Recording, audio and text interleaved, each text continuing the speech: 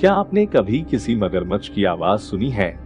American alligator जो लगभग 20 feet तक लंबे हो सकते हैं, अपने मेटिंग सीजन के दौरान ये जो आवाज निकालते हैं उसे बेलोइंग कहते हैं। नर और मादा दोनों इसी तरह की आवाज निकालते हैं।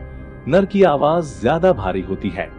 इनकी ये आवाज इतनी भारी होती है कि इससे आसपास के पानी में भी कंपन पैदा हो जाती है। जरा सुनिए ये आवाज।